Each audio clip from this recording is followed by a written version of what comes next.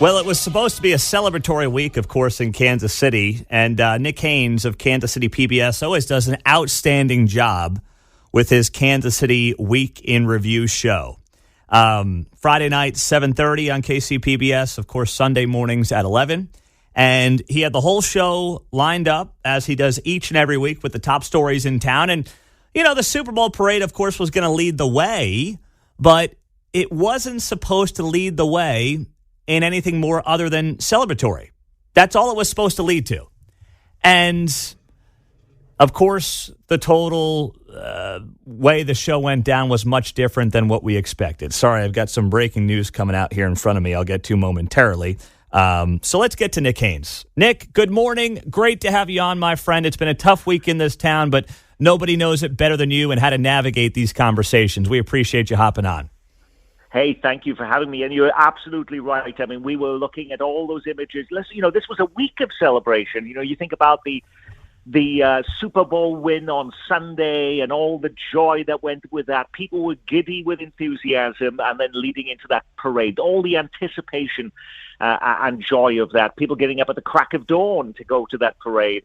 And as you point out, this is not the way we'd expected it to be. But in looking with perspective, though, Pete, I have to say it could have been worse.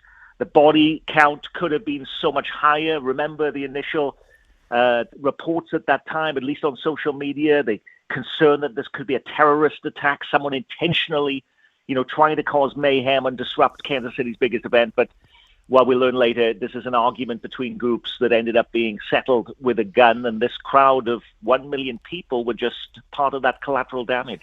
Yeah, Nick, I any interviews I've done either on your show or elsewhere around the country, I have said that this is the best of Kansas City with the Chiefs combining with the worst of Kansas City, and that is a violent crime problem that continues to permeate this community. And unfortunately, the entire world saw some of that on Wednesday afternoon. And we talk about this all the time on your show and on this show. And now the whole world, unfortunately, is seeing it, right?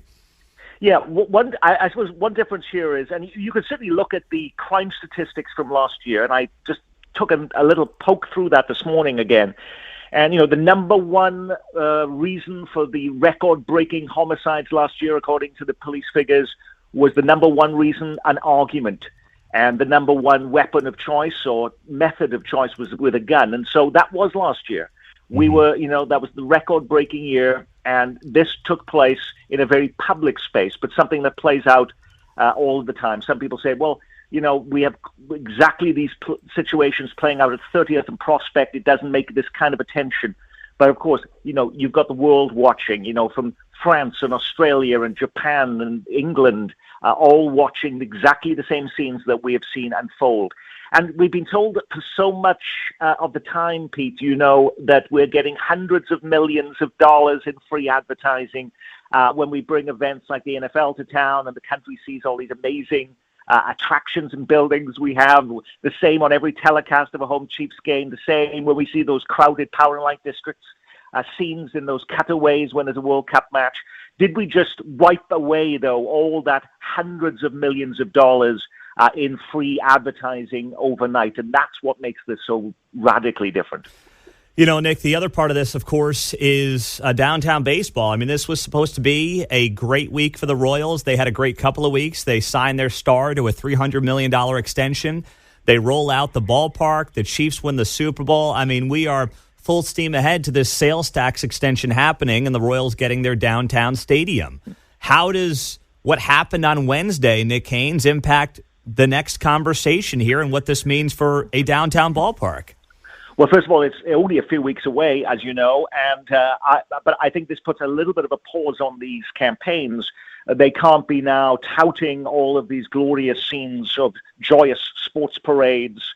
And at this time, there has to be a period of propriety that you're not seen to be basking in all this glory when we still haven't had a funeral for the person who died, the Johnson County mother in this incident. And again, we still have some people in hospital. So that will have to take a pause.